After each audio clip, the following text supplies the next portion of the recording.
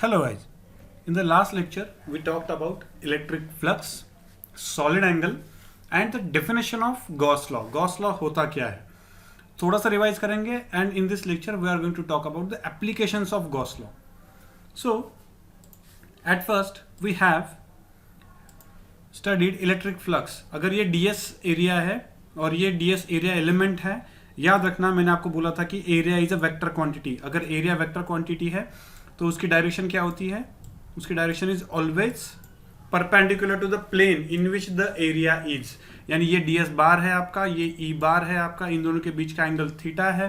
So total electric flux crossing this ds area is nothing but total number of field lines passing through the surface area perpendicular to it. ये बहुत important है. Perpendicular to the surface area जितनी lines pass होती हैं उनको ही हम consider करते हैं. यानी परपेंडिकुलर टू द एरिया जितनी इलेक्ट्रिक फील्ड पास होती है उसको ही हम कंसिडर करते हैं. इसलिए इस इलेक्ट्रिक फील्ड का कॉस कंपोनेंट लेते हैं हम लोग. इसीलिए वो ds e cos थीटा हुआ था, क्योंकि इस इलेक्ट्रिक फील्ड का सिर्फ ये वाला कंपोनेंट कंसिडर करते हैं हम लोग यहाँ पे. क्यों?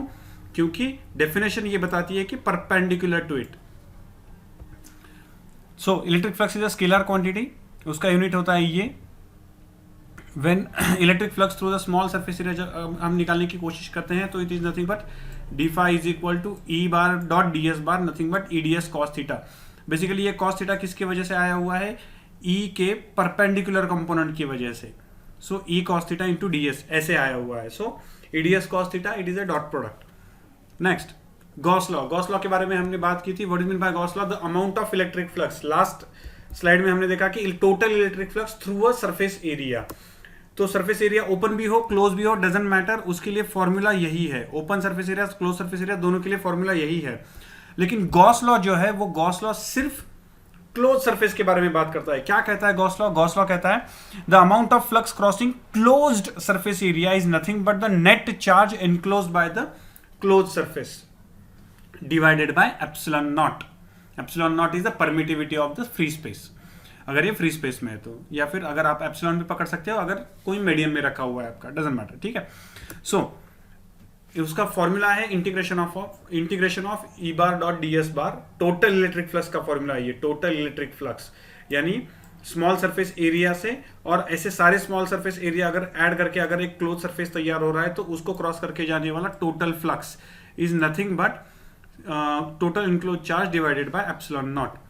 ठीक है. Integration this is called as close integration. याद रखना क्लोज इंटीग्रेशन तभी यूज किया जाता है जब हम इंटीग्रेशन यूज तो कर रहे हैं लेकिन जिसका इंटीग्रेशन यूज कर रहे हैं उसका starting point and and point same है. फॉर एग्जांपल आप क्लोज सरफेस यूज कर रहे हो तो क्लोज सरफेस में सॉलिड एंगल जहां से शुरू होता है वहीं पे खत्म होता है. उसका एक सिंपल सा एग्जांपल बताने के लिए मैं बता देता हूं आपको कि अगर सपोज ये मैंने सर्कल यूज किया, यहाँ पे मैंने अगर ये डी थीटा है मेरा, ठीक है ना, अगर ये डी थीटा है मेरा, सो डी थीटा अगर मैं डी थीटा का इंटीग्रेशन मुझे लेना है तो कहां से कहां तक लेना पड़ता है मुझे? सो 0 to 2 पाई लेना है मुझे. सो 0 to 2 पाई यानी 0 पे यहां पे है और 2 पाई पे भी यहीं पे है. तो इसका मतलब बेसिकली मुझे क्या करना है? क्लोज इंटीग्रेशन लेना है. Getting the point? So D theta का प्लेन एंगल का क्लोज इंटीग्रेशन कितना होता है? 2 पाई. मैंने लास्ट लेक्चर में आपको बोला था कितना होता है? 2 पाई होता है. आप करके देखो 2 पाई. सो सिमिलरली सॉलिड एंगल जो होता है, सॉलिड एंगल का टोटल क्लोज सरफेस पे इंटीग्रेशन होता है 4 पाई. सो 4 पाई उसका इंटीग्रेशन होता है. नेक्स्ट ओपन सरफेसेस कौन कौन से होते हैं? शीट होती है, रॉड होता है, रिंग होती है, हेमिस्फीयर होता है, ओपन एंडेड सिलेंडर्स होते हैं. ये सारे कौन से हैं? ओपन सरफेसेस हैं. लेकिन close surfaces spherical shell, close cylinder, ये जो है ये मोस्ट पॉपुलर क्लोज सरफेसेस है. ठीक है. तो Now we'll enter into the applications of Gauss law. Gauss law के एप्लीकेशन में शुरुआत करेंगे. सबसे पहले Gauss law को प्रूव करेंगे कंसिडरिंग कि हमें Coulomb's law पता है. Coulomb's law पता है, ये कंसिडर करके हम Gauss law को फाइंड करेंगे. ठीक है ना. So consider a spherical shell. ये एक स्पेरिकल शेल है. ठीक है ना. ये टोटल शेल है. इस शेल के एग्जैक्टली सेंटर में एक Q चार्ज रखा हुआ है. ठीक है ना. क्लोज स्पेरिकल शेल है. क्लोज स्पेरिकल शेल के एग्जैक्टली सेंटर में ये Q चार्ज रखा हुआ है और उसकी रेडियस कितनी है उस स्फीयर की? R, स्मॉल r उसकी रेडियस है और उसके सेंटर में मैंने एक Q चार्ज रखा हुआ है. अब मैंने क्या किया, ये वाला जो सरफेस था, इस सरफेस का एक छोटा सा एरिया एलिमेंट कंसिडर किया, एकदम छोटा एरिया एलिमेंट. अब ये जो छोटा एरिया एलिमेंट है इस Q की वजह से इस Q की वजह से यहाँ पे सपोज मैंने एक पॉइंट P ले लिया, ठीक है, और उस P के अराउंड मैंने एक छोटा सा एरिया एलिमेंट कंसिडर किया है, तो ये वाला जो Q है, इस Q चार्ज की वजह से ये वाला जो P है, ठीक है, उस P पे ये इलेक्ट्रिक फील्ड मुझे मिलती है, ठीक है ना, ये इलेक्ट्रिक फील्ड मिलती है। सपोज ये P वाला जो एरिया है वो एग्जैक्टली परपेंडिकुलर नहीं है, सो सपोज उसका एरिया एलिमेंट जो है वो ds इस साइड में है और ये जो E है इस साइड में, यानी ये Q जो है इसकी वजह से electric field at this point is this, और ये जो एरिया एलिमेंट है इसका वेक्टर इस तरफ है, ठीक है। सो इन दोनों में एंगल मैंने थीटा कंसिडर कर लिया, ठीक है ना, एंगल मैंने थीटा कंसिडर कर लिया। अब ये वाला जो P पॉइंट है, ये छोटू जो P पॉइंट है, इस P पॉइंट पे इस Q की वजह से इलेक्ट्रिक फील्ड है E is equal to KQ upon R square. ये तो मैंने कुलोम्स लॉ में पढ़ चुका हूं, ये ऑलरेडी कुलोम्स लॉ में हो चुका है। So E is equal to Q upon R square, ये समझ में आ गया मुझे। So D phi is equal to E bar dot DS bar, यानी ये छोटू जो DS बार ये वाला जो एरिया है इसको क्रॉस करके जाने वाला टोटल, इससे रिलेटेड टोटल फ्लक्स कितना है, E इंटू DS बार इतना है, ठीक है। So which is nothing but E into DS cos theta, ठीक है। अब मुझे पता है कि E is equal to KQ upon R square, so KQ upon R square into DS cos theta. अब याद रखना कि surface area cos theta divided by R square, ये वाला जो होता है, ये वाली quantity DS cos theta upon R square, ये वाली जो क्वांटिटी है, ये वाली क्वांटिटी मुझे ओमेगा देती है। What is that omega? That omega is nothing but, याद रखना यहां पे देखो, ये है आपका सॉलिड एंगल। ये मुझे क्या देता है, ds cos theta upon R square आपको क्या देता है, सॉलिड एंगल देता है। याद रखना ds cos theta upon R square आपको सॉलिड एंगल देता है। अगर आपको सॉलिड एंगल के बारे में और डिटेल में पढ़ना है तो go for the HC Verma chapter में गॉस लॉ नाम का चैप्टर है। गॉस लॉ चैप्टर में आपको सॉलिड एंगल के बारे में और डिटेल में पता चलेगा, सो उसको ठीक से रीड कर लो। So total flux is equal to integration of D phi. अगर ये छोटू ds जो है, ये छोटू ds को क्रॉस करके जाने वाला फ्लक्स अगर ये है, तो ऐसे छोटे ds मैंने पूरे सरफेस पे अगर कंसिडर किए, so total flux all over the surface is nothing but ऐसे सारे ds को क्रॉस करके जाने वाले डी फाई का एडिशन। कितने एडिशन करने पड़ेंगे मुझे, इनफाइनाइट, सो इसलिए integration of D phi. So integration of KQ upon d omega, so KQ integration of d omega, because सारे एरिया एलिमेंट्स के लिए K कांस्टेंट है, Q भी कांस्टेंट है, तो उसको बाहर ले लिया इंटीग्रेशन के, और D omega. So integration of d omega.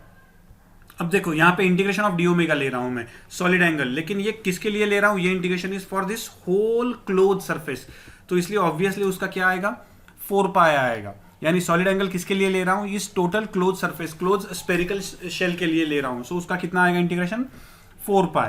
अब KQ upon R square, K की वैल्यू पता है मुझे, K is 1 upon 4 pi epsilon naught, so Q upon 4 pi epsilon naught into 4 pi. K की वैल्यू पता है मुझे, K कितना मिलता है मुझे, K is nothing but 4 pi epsilon 1 upon 4 pi epsilon not, तो उसकी वैल्यू रख दी मैंने, तो मुझे मिला Q upon 4 pi epsilon naught into 4 pi gets cancel, phi is equal to Q upon epsilon naught which is our Gauss law. यानी यहां पे मेरा गॉस लॉ प्रूव हो जाता है कि ये Q phi is equal to Q upon epsilon naught. अब यहां पे आप ठीक से अगर देखोगे तो यही सब कुछ, अगर मैं ये वाला शेप इंस्टेड ऑफ स्फीयर अगर कोई रैंडम शेप होता तो भी ये वाला स्टेटमेंट ट्रू है, ये वाला स्टेटमेंट भी ट्रू होता, ये वाले सारे स्टेटमेंट ट्रू होते, d phi is equal to true होता, ये वाला स्टेटमेंट भी ट्रू होता, सो ये वाला सब कुछ ट्रू होता। For any close surface integration of D phi is 4 pi true होता, यानी सब कुछ कट हो गया है। सो इसका मतलब irrespective of the shape, phi is going to be Q upon epsilon naught. Instead of sphere, any random shape is taken. Integration of d omega is going to be 4 pi. Hence, for any closed surface, the total surface area को cross करके जाने वाला flux is nothing but total amount of charge enclosed by divided by epsilon naught.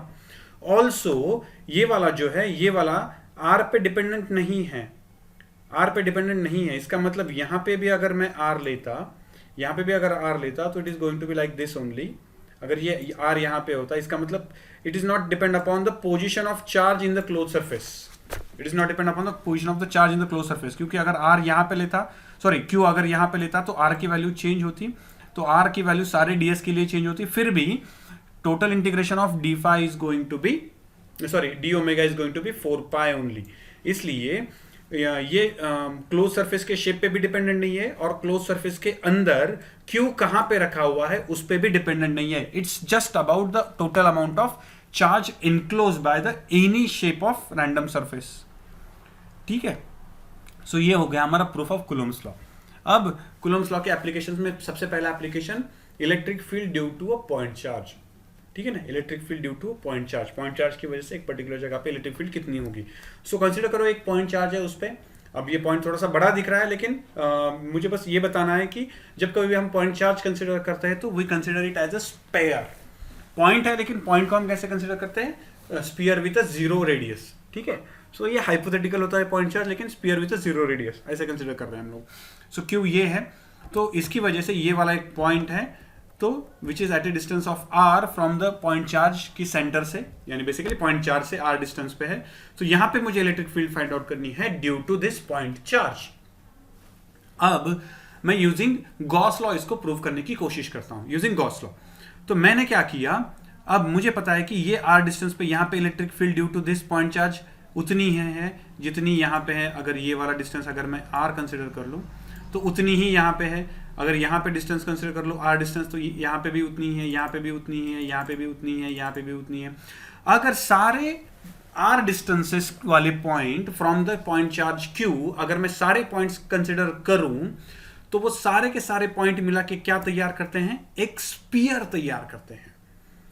ये वाला जो sphere है ये वाला स्फीयर मैंने तैयार कर लिया. अब देखो मैंने क्या किया, यहाँ पे मैंने वो वाला जो पॉइंट चार्ज था उस पॉइंट चार्ज से आर डिस्टेंस पे जो एक पॉइंट हम कंसीडर कर रहे हैं उस पॉइंट को इंक्लूड करके मैंने एक हाइपोथेटिकल शेप तैयार कर लिया सच दैट कि ये पूरा का पूरा point charge got enclose by that hypothetical surface. वो हाइपोथेटिकल जो सरफेस होता है जिसने वो पॉइंट चार्ज इनक्लोज करके रखा हुआ है उसको हम कहते हैं गॉसियन सरफेस. उसे क्या कहा जाता है, गॉसियन सरफेस. इस गॉसियन सरफेस ने उस पॉइंट चार्ज को इनक्लोज करके रखा हुआ है. ठीक है. तो अब मुझे पता है कि ये वाला जो इनक्लोज सरफेस है इस इनक्लोज सरफेस के हर पॉइंट पे इलेक्ट्रिक फील्ड सेम है बिकॉज ये सारे पॉइंट्स इस पॉइंट चार्ज से सेम डिस्टेंस पे हैं. इसका मतलब ये टोटल जो सरफेस एरिया है इस टोटल सरफेस एरिया पे इलेक्ट्रिक फील्ड इज सेम, यानी electric field is constant all over the surface area. ठीक है ना. और वो भी किस डायरेक्शन में, आउटवर्ड डायरेक्शन में, यानी पूरे के पूरे सरफेस पे आउटवर्ड डायरेक्शन में electric field at each and every point is same. So electric field per unit area is uniform all over the Gaussian surface. All over the Gaussian surface को cross करके जाने वाली electric field हर surface area पे same है, यानी ये uniform electric field है magnitude wise. Magnitude wise uniform electric field है, यानी मैग्नीट्यूड सेम है सभी जगह पे. यानी मैंने आपको बोला था कि जहां पे भी इलेक्ट्रिक फील्ड की मैग्नीट्यूड सेम होती है तो आपको अगर याद है तो वहां पे सामने आपके इलेक्ट्रिक फील्ड गॉस लॉ लिख दो तो वहां पे आता है इंटीग्रेशन ऑफ ईडीएस. अगर इंटीग्रेशन ऑफ ईडीएस तो सारे डीएस एलिमेंट के लिए ई अगर कांस्टेंट है तो ई सरफेस इंटीग्रेशन के बाहर आ जाएगा और इंटीग्रेशन ऑफ डीएस रह जाएगा सिर्फ. तो यहाँ पे मुझे ये फॉर्मूला मिल जाता है integration of E into integration of DS is nothing but total surface area. Integration of DS is nothing but सारे सरफेस एरियाज का एडिशन. तो क्या मिलेगा मुझे, total surface area. So total surface area, so E into S is equal to Q in divided by epsilon naught. ये मुझे कौन बताता है, ये मुझे बताता है, कौन बताता है ये मुझे बताता है गॉस लॉ. तो यहां पे ये जो एस है ये कौन सा सरफेस है, तो ये सरफेस कौन सा है जिसको क्रॉस करके इलेक्ट्रिक फील्ड जा रही है. तो कौन से सरफेस को क्रॉस करके इलेक्ट्रिक फील्ड जा रही है, तो इलेक्ट्रिक फील्ड जा रही है गॉसियन सरफेस को क्रॉस करके. यानी ये जो सरफेस है ये surface area Gaussian surface area है. तो उसकी वैल्यू कितनी होगी, 4 pi small r square. Getting the points, 4 pi small r square. So E into 4 pi r square is equal to Q in upon epsilon naught. So E is equal to Q in upon 4 pi epsilon naught r square. यही है हमारा Coulomb's law. Coulomb's law हमें यही बताता है कि E is equal to Q in divided by 4 pi epsilon naught. यानी क्या बताता है मुझे कि इस Q के वजह से ये जो Q चार्ज है इस पॉइंट चार्ज वजह से R डिस्टेंस पे इलेक्ट्रिक फील्ड कितनी होगी, तो वो इलेक्ट्रिक फील्ड होगी इतनी Q in upon 4 pi epsilon naught r square. This is what the Coulomb's law tells you. और एक एप्लीकेशन देखते हैं, electric field due to a line charge. एक लाइन चार्ज कंसिडर करो, एक इनफाइनाइट लेंथ का लाइन है, ठीक है ना, इनफाइनाइट लेंथ की लाइन है, इनफाइनाइट लेंथ की लाइन पे पूरा के पूरा चार्ज लाइन है, ठीक है, और इसकी वजह से मुझे उस पूरी लाइन का charge per unit length lambda है, सपोज टोटल चार्ज कितना भी हो लेकिन charge per unit length lambda है, उसका इनफाइनाइट लेंथ की वायर है जिस पे टोटल चार्ज इनफाइनाइट होगा ऑब्वियसली, लेकिन चार्ज पर यूनिट लेंथ कितना है उसका लैम्बडा। तो इस टोटल लाइन की वजह से, इस टोटल लाइन की वजह से मुझे इलेक्ट्रिक फील्ड फाइंड आउट करनी है इस पॉइंट चार्ज पे जो इस लाइन चार्ज से r डिस्टेंस पे है, ये वाला point P point total line charge से r डिस्टेंस पे, नियर टू इट है लेकिन r डिस्टेंस पे फ्रॉम द लाइन चार्ज, ठीक है। तो अगेन लास्ट एग्जांपल में हमने क्या किया था, जिस पॉइंट पे इलेक्ट्रिक फील्ड फाइंड करनी थी उस पॉइंट को पकड़ा मैंने और उस पॉइंट को पकड़ के एक गॉसियन सरफेस तैयार कर लिया। वो लास्ट एग्जांपल में हमने गॉसियन सरफेस तैयार किया था स्फीयर, लेकिन यहां पे मुझे ऑब्वियसली गॉसियन सरफेस स्फीयर लेना पॉसिबल नहीं है because it is a infinite length की वायर है। So instead of Gaussian sphere मैंने एक अलग वाला गॉसियन सरफेस तैयार कर लिया and that is basically cylinder, एक सिलेंडर तैयार कर लिया। उस सिलेंडर की रेडियस कितनी रखी मैंने r, और उस सिलेंडर का लेंथ कितना है l, ये l लेंथ क्या लिया, ये l लेंथ कितनी होनी चाहिए लास्ट में बताता हूं, ये l लेंथ कितनी होनी चाहिए, ठीक है ना। सो ये वाला जो गॉसियन सरफेस कंसीडर किया, इस गॉसियन सरफेस को यूज करूंगा मैं। अब ये वाला जो गॉसियन सरफेस है, इस गॉसियन सरफेस को क्रॉस करके टोटल इलेक्ट्रिक फ्लक्स कितना जा रहा है, यानी टोटल इलेक्ट्रिक फील्ड कितनी क्रॉस करके जा रही है, ये मुझे फाइंड आउट करना है, ठीक है। तो आप ठीक से देखोगे तो इस टोटल गॉसियन सरफेस को इस लाइन चार्ज की वजह से यहाँ पे इलेक्ट्रिक फील्ड ऐसे जा रही है क्रॉस करके, यहाँ पे ऐसे जा रही है, यहाँ पे ऐसे जा रही है, यहाँ पे ऐसे जा रही है, यहाँ पे ऐसे जा रही है, यहाँ पे ऐसे जा रही है, यानी हर पॉइंट पे वो अलग अलग तरीके से जा रही है, लेकिन इस चार्ज की वजह से इलेक्ट्रिक फील्ड की डायरेक्शन हर पॉइंट पे ऐसे है, ठीक है। अब ऊपर से देखा जाए, टॉप व्यू से देखा जाए तो ये वाला जो सिलेंडर है, इस वाले सिलेंडर को इलेक्ट्रिक फील्ड ऐसे क्रॉस करके जा रही है रेडियली, ठीक है। तो मैंने 3 जगह कंसिडर की। अब ये वाला जो सिलेंडर है स्फीयर की तरह नहीं है, इस वाले सिलेंडर को 3 डिफरेंट सरफेस एरियाज हैं। ये ऊपर वाला एक सरफेस एरिया है, एक नीचे वाला सरफेस एरिया है और ये कर्व सरफेस एरिया है। Total electric flux crossing all these 3 areas is the total electric flux crossing the surface area of this cylinder, यानी इस surface area of this cylinder को क्रॉस करके जाने वाले इलेक्ट्रिक फील्ड लाइंस कितनी हैं, तो वो होती हैं इस सरफेस को क्रॉस करके जाने वाली प्लस नीचे वाले सरफेस को क्रॉस करके जाने वाली प्लस कर्व सरफेस को क्रॉस करके जाने वाली। यहां पे आप देखोगे तो ये वाला जो वर्टिकल सरफेस यहां पे दिखाई दे रहा है आपको, या फिर ये जो कर्व सरफेस आपको दिखाई दे रहा है, इस कर्व सरफेस को क्रॉस करके जाने वाली इलेक्ट्रिक फील्ड लाइंस कैसे हैं, ऐसे हैं, सही है। अब यहां पे ये देखो, यहां पे ये वाला जो सरफेस है इसको क्रॉस करके जाने वाली फील्ड लाइन ऐसे है, और नीचे देखा जाए तो नीचे वाले को भी क्रॉस करके जाने वाली फील्ड लाइंस ऐसे हैं। अब ये ऊपर वाला जो सरफेस है और ये नीचे वाला जो सरफेस है, इन दोनों सरफेस को परपेंडिकुलरली क्रॉस करके जाने वाली इलेक्ट्रिक फील्ड लाइंस कहां पे है, नहीं है, बिकॉज इस फील्ड वर्टिकल लाइन चार्ज की वजह से इस सरफेस को, ये वाला जो सरफेस है, ये वाला सरफेस ऐसे है, तो इसका सरफेस एरिया का वेक्टर ऐसे है, लेकिन उसको फील्ड लाइंस क्रॉस करके ऐसे जा रही है। सो अगर मैं फ्लक्स फाइंड आउट करता हूं रिलेटेड विद दिस एरिया, इस एरिया से रिलेटेड अगर फ्लक्स फाइंड आउट करता हूं which is EDS cos theta, तो कॉस थीटा में थीटा की वैल्यू बन जाती है 90, cos theta is equal to 0, यानी ये वाला जो ऊपर वाला सर्कुलर सरफेस है और नीचे वाला जो सर्कुलर सरफेस है, इसको क्रॉस करके जाने वाली इलेक्ट्रिक फील्ड कितनी है, 0, परपेंडिकुलरली क्रॉस करके जाने वाली इलेक्ट्रिक फील्ड 0, यानी टोटल फ्लक्स अगर मुझे फाइंड करना है तो मुझे सिर्फ ये कर्व सरफेस एरिया जो है इसको क्रॉस करके जाने वाली इलेक्ट्रिक फील्ड के बारे में ही बात करनी है, यानी सिर्फ मुझे यहां पे कर्व सरफेस एरिया के बारे में बात करना है। ये ऊपर वाला सरफेस जो है उसको कोई भी इलेक्ट्रिक फील्ड परपेंडिकुलरली क्रॉस नहीं करती है, नीचे वाला जो सरफेस है इसको भी कोई भी इलेक्ट्रिक फील्ड परपेंडिकुलरली क्रॉस नहीं करती है, तो उससे रिलेटेड फ्लक्स का कोई सवाल ही पैदा नहीं होता। सवाल पैदा किसका होता है, सिर्फ ये कर्व सरफेस जो होता है उससे रिलेटेड इलेक्ट्रिक फील्ड का। सो आप ठीक से देखो यहां पे, तो यहां पे मैंने ये छोटा सा एरिया एलिमेंट कंसीडर कर लिया, तो इस एरिया एलिमेंट को क्रॉस करके जाने वाली इलेक्ट्रिक फील्ड भी इस तरफ है और उसको क्रॉस करने वाला एरिया भी उसका एरिया एलिमेंट भी इस तरफ है। सो दोनों में एंगल कितना है, दोनों में एंगल 0 है और इलेक्ट्रिक फील्ड भी सेम है। अगर मैं ये एरिया एलिमेंट यहाँ पे ले लूँ, ये एरिया एलिमेंट यहाँ पे ले लूँ, ये एरिया एलिमेंट यहाँ पे ले लूँ, कहीं पे भी ले लूँ ये एरिया एलिमेंट, उसके related electric field is same.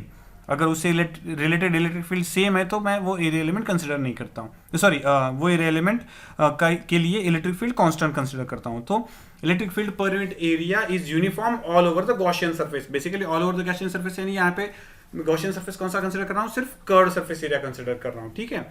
So ES is equal to Q upon epsilon naught. यहाँ पे भी electric field all over the curve surface area is constant, same है, तो मैं E को बाहर ले लिया, integration of DS is nothing but S, so ES is equal to Q upon epsilon naught.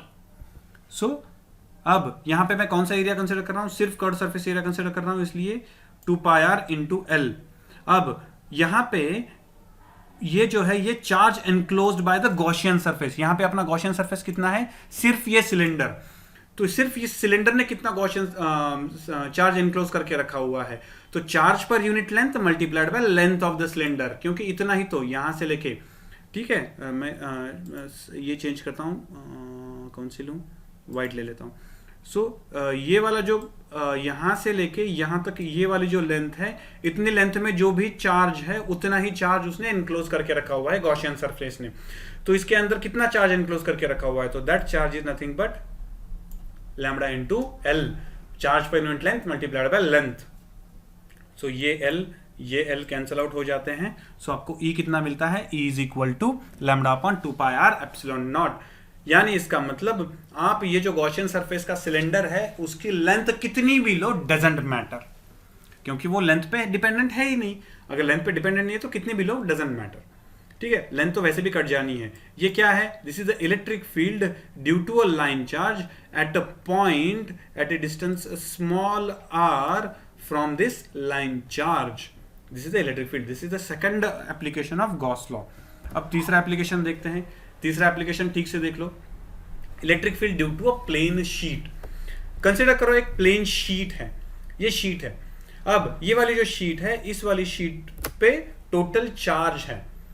अब टोटल चार्ज कितना भी हो, ये इनफाइनाइट शीट कंसिडर करो। अगर ये इनफाइनाइट शीट है तो इस पे चार्ज पर यूनिट एरिया हम कंसिडर करेंगे। So charge per unit area sigma, तो वो सिग्मा है चार्ज पर यूनिट एरिया। अब चार्ज पर यानी सरफेस चार्ज डेंसिटी उसकी कितनी है, सिग्मा।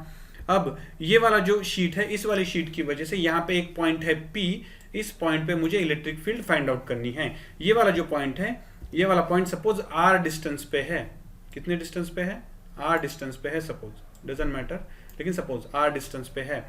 तो अब यहाँ पे मैं ना सिलेंडर ले सकता हूँ, ना टोटल सिलेंडर भी नहीं ले सकता कि जिसकी वजह से यहाँ पे total electric field, sorry total surface जो होगा वो एनक्लोज हो जाएगा। ना स्पीयर ले सकता हूँ कि जिसकी वजह से टोटल सरफेस एनक्लोज हो जाएगा। तो मैं यहाँ पे थोड़ा सा अलग करता हूँ। यहाँ पे मैंने क्या किया, मैंने यहाँ पे सिलेंडर कंसिडर किया, लेकिन ऐसे किया, यानी टोटल जो चार्ज है उसमें से थोड़ा सा चार्ज मैंने एनक्लोज करके ये वाला सिलेंडर तैयार कर लिया।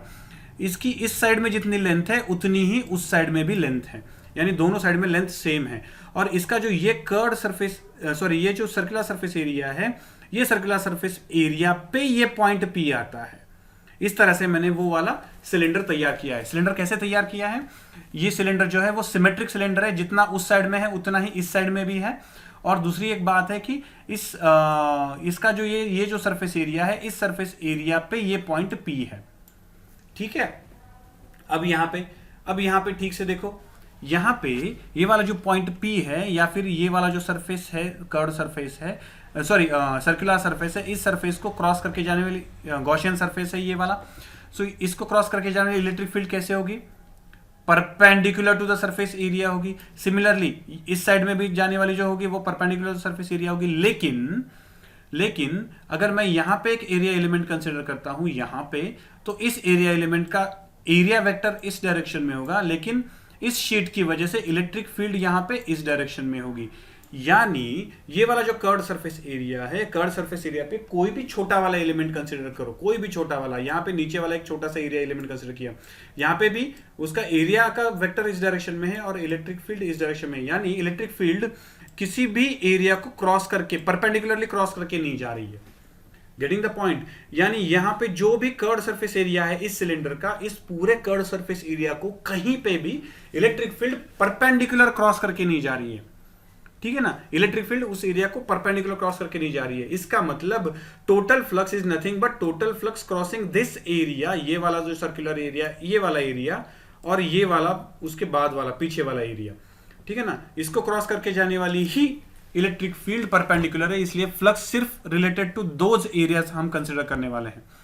तो इसका मतलब अगर ये वाला जो सर्कुलर एरिया है, इसका एरिया अगर मैंने S0 पकड़ा तो यहाँ पे ठीक से देखो ES is equal to Q upon epsilon naught. यहाँ पे E यानी electric field crossing perpendicular to the surface area, और ये वाला जो है वो total surface area to which this electric field is crossing perpendicularly. So ऐसे कौन से एरिया है, तो यहाँ पे एक S0 है और यहाँ पे एक S0 है। ऐसे दो एरियाज हैं कि जिनको क्रॉस करके जा रही है इलेक्ट्रिक फील्ड परपेंडिकुलर, ठीक है। सो E इंटू 2S यानी दो S0 को क्रॉस करके इलेक्ट्रिक फील्ड परपेंडिकुलर जा रही है।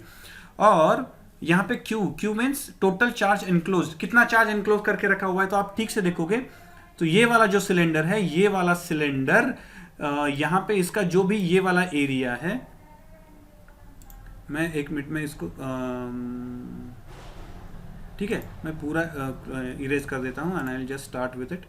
सो यहाँ पे देखो ये वाला जो एरिया है, इतना ही एरिया यहाँ पे जो शीट पे है, इस वाले एरिया में जो जितना भी चार्ज है उतने चार्ज को इस सिलेंडर ने, पूरे सिलेंडर ने इनक्लोज करके रखा हुआ है। इसका मतलब यहाँ पे कितना चार्ज इनक्लोज है, sigma into S0, sigma into S0। Sigma is charge per unit area and S0 is total area on which the charge is spread, ठीक है। सो इतना ही चार्ज है जो उसने इनक्लोज करके रखा हुआ है। सो इनक्लोज करके कितना चार्ज रखा हुआ है, सिग्मा इंटू S0, क्योंकि यहाँ पे देखो यहाँ पे जितना एरिया है उतना ही एरिया यहाँ पे है जितना चार्ज उसने इनक्लोज करके रखा हुआ है।